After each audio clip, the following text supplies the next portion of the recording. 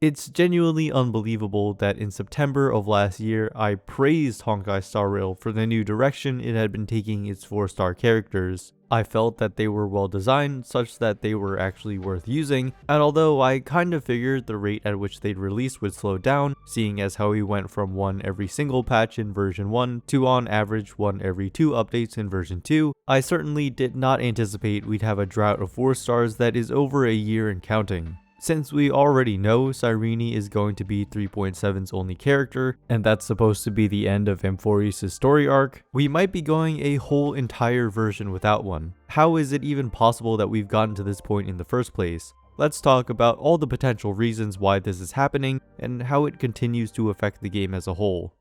Now, the first place that people will turn their heads to is Star Rail's endgame meta, and for good reason. It's very fast moving, even among Hoyo's other games which also feature the inevitabilities of design creep, exclusive synergies, and HP inflation on enemies. This naturally encourages pulling for the newest, most powerful characters, and it seems like the pressure to roll is only higher now with the newest endgame mode requiring 3 teams instead of 2. So it sounds like a pretty open and shut case, right? Releasing no new 4 stars means less development work put in, and endgame players will be incentivized to spend more in order to be able to clear. While it would honestly be naive of me to think this wasn't a factor in some capacity, I have strong reason to believe it's not the full reason for the death of 4 stars. No matter how good a 4-star might accidentally be, 5 stars will always reign supreme when it comes to endgame. They have the advantage of straight up higher numbers, tailored synergies, specialized equipment, and incredibly potent buffs specifically directed at enhancing the mechanics of the newest units. So if Star Rail were to produce more 4 stars, even if they lean towards being actually pretty decent, like with Moze and Gallagher, the demand for 5 stars will still be there, especially with anomaly arbitration being difficult even for those who have full premium teams. I'm talking about myself. Players who care about clearing these stages will ultimately need to pull for 5 stars as much as they always have, 4 stars or not. The mode in general is targeted towards providing a challenge for the subset of players that are willing to spend on multiple copies of premium units, with plenty of casuals not even bothering to try, which makes sense considering the rewards are purely for cosmetics and relic rolls, with not even a single stellar jade being earnable. So in my mind, it wouldn't even be a great business decision to omit 4 stars in the hopes that free-to-plays will convert to low spenders so that they can clear Memory of Chaos when they are already catering to the high-spending players who are known to be the biggest contributors to the game's profits. Now of course, the casual audience is still very important to appeal to, but one thing that makes them happy to continue playing the game is when it has more characters and relatively budget-friendly options like 4 stars. So if business isn't the only reason, what else has changed in the past year that might make Star Rail averse to making new 4 stars? Of course, it's Amphoreus and its storyline. If there was any takeaway from my 50-minute Zenless Zone Zero Year 1 retrospective, it was that gameplay mechanics and storyline are intrinsically linked in many more ways than what seems obvious. The difference in narrative relevance between 4 stars and 5 stars has historically been very cut and dry, at least with regards to Star Rail. Looking at each of the examples from version 2, we first have Misha and Gallagher, who I'd personally say had much greater implications on the story with their histories rather than actual involvement in the main events, Hunt March, who was relegated to her own side event, and Moze, who was completely overshadowed by what Fei Xiao and Zhao Chou went through across that entire arc. I do think there are examples of 5 stars that feel like 4 stars in their lack of screen time, but not the other way around. From the very beginning of Amphoreus, before 3.0 even started, we were shown exactly who the important characters would be, including the ones who weren't shown until fairly recently. The very planned out nature of the main story, which was already announced in the beginning to span all the way until 3.7, has proven to have a very cohesive plot with early setups that have had clear payoffs down the line, but it's also apparent that the story entirely revolves around these select important characters who consistently show up throughout the story across multiple updates and have plenty of interactions with each other. And because they have so much screen time, it only makes sense they'd take advantage of their personalities already being heavily marketed in the story and go all the way in making them 5 stars who get much more interesting kit mechanics, animated trailers, and banners to make money from. If all the important characters are already set in stone, then it naturally would be a bit more difficult to insert someone outside of that group that is still relevant enough to be a playable character. This seems to be supported by an interview with Star Rail's lead game designer, who when asked the question of, "It's been about 6 months since we last saw a new 4-star character.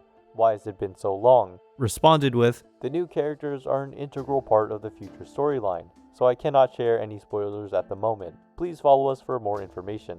Clearly not a very complete answer, but it does also imply the Amphoreus cast is too important to not all be 5 stars. Of course, it wouldn't have been impossible to somehow incorporate a 4-star anyway, it's just that Star Rail seemingly wasn't interested in going out of their way to make it happen. Because while the lack of 4 stars makes for a very convenient label to summarize our complaints with, I think it's also important to acknowledge that Star Rail has at least provided something of an alternative in the form of free 5-star characters. The strongest argument for more 4 stars is that they make for easier, more flexible team building while helping free or low spending players who can't pull for every new banner unit. And while that first part is still something I strongly agree with, free 5 stars are actually a good bit more accessible because they're guaranteed. 4 stars are and have always been pretty awful to acquire. With 3 featured per banner, there's no guarantees you'll ever get the one you want, no matter how much you roll. The Starlight Exchange features various 1.0 4 stars on a monthly rotation, including many characters who you should not even think about buying in 2025, but even if they made it into a selector like what Zenless Zone Zero did, that's 7 months you'd have to wait to max out a character. You obviously don't necessarily have to go for the Eidolons, but they tend to be quite significant upgrades for 4 stars that can make them slightly more competitive with 5 stars. Now compare that to Remembrance Trailblazer, who could have easily been a terrible character made solely for the reason of letting free-to-plays experience the new path's gameplay, but is actually currently one of the strongest and most flexible supports in the entire game. All of their Eidolons are received just by playing the story,